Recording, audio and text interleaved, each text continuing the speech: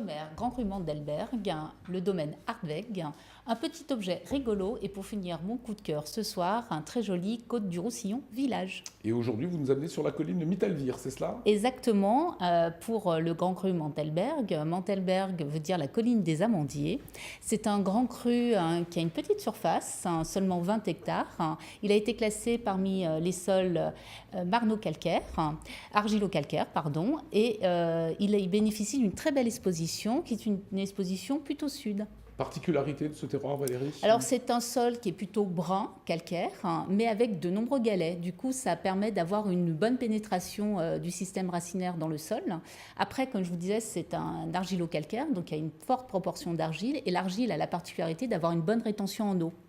Et cette rétention en eau permet d'avoir une belle alimentation, notamment pendant la période estivale. Donc une terre quasi idéale. Quasi idéale. Une petite anecdote peut-être? Petite anecdote, mais assez intéressante. Selon la légende, Charlemagne aurait, on va dire, passé par Mittelwihr, notamment sur la colline du Mandelberg. Lorsqu'il allait en Italie, il s'est arrêté pour se reposer. Et puis, lorsque la caravane est partie, ils ont retrouvé sur le sol une multitude de petits coquillages assez particuliers. Et les gens du coin trouvaient que le présage pouvait être un peu dérangeant. Et donc, ils ont pris les coquillages, ils les ont enfouis dans le sol. Et quelques temps plus tard, est sorti des amandiers. Sacré Charlemagne. Sacré Charlemagne. Qu'est-ce qu'on peut dire sur les vins? Alors les vins, c'est le Gewürztraminer qui a une plus grande surface qui est plantée, puisque 54% de ce grand cru est planté en Gewürztraminer. Ça donne des vins qui sont amples, qui ont du volume, qui ont du gras. Et même si c'est des vins généreux, ils ont toujours beaucoup d'élégance, de très grands Gewürztraminer à découvrir sur ce grand cru. Il n'y a pas de blanc sec? Il y a des blancs secs, il y a d'autres cépages, mais le Gewürztraminer représente 54% de la surface plantée. Une adresse à nous conseiller ce soir? Alors le domaine Hardweg, domaine familial de Beblenheim, on a rencontré Frank Hardweg, on regarde.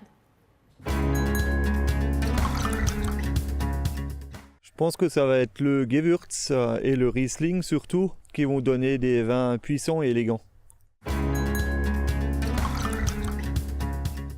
L'accord idéal, je pense que ça va être des noix de Saint-Jacques flambées au calvados, ça va être extra.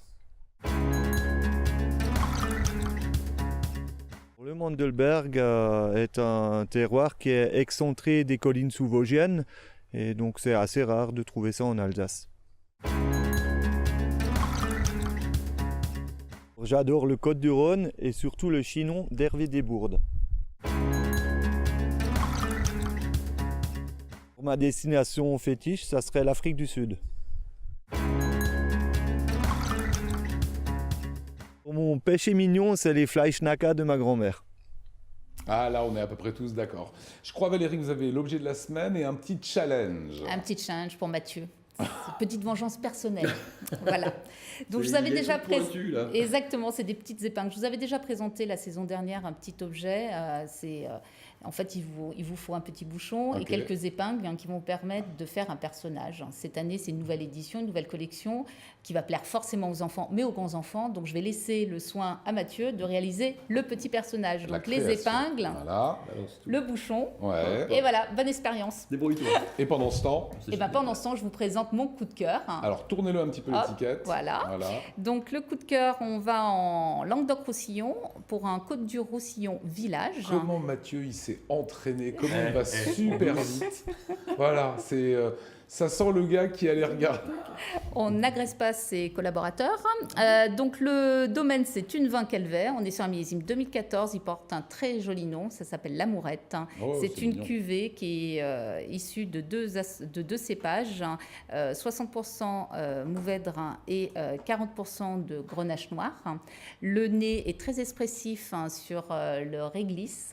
Ah ouais. Également les notes de cacao, de fruits rouges, un peu épicé. En bouche, c'est un vin qui est ample, qui est sur le fruit et les épices.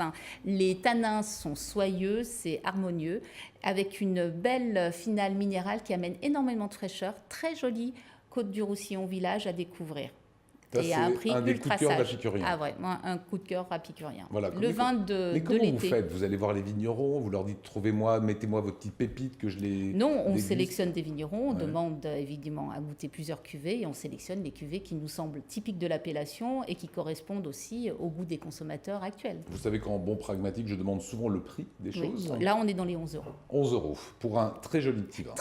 Pas Pas petit petit. vin, un très joli vin, Mm. digne de son appellation et vraiment ça sort des sentiers battus. C'est une appellation à découvrir, Côte-du-Roussillon, village. Voilà, pendant ce Pour temps-là. 5 € de plus, vous avez un objet de création personnelle qui est magnifique que Valérie vous dédicace, je le pose sur son épaule. Voilà, exactement. Donc J'ai la juste. nouvelle, Alors, la bougez pas, nouvelle on va- série. voilà, Lydia va nous alors faire c'est un mieux gros de le plan. mettre comme ça. Donc c'est la série des dinosaures. Donc c'est un petit diplodocus. Voilà, restez Voilà. comme ça le temps qu'on fasse un petit plan parce qu'il est beau.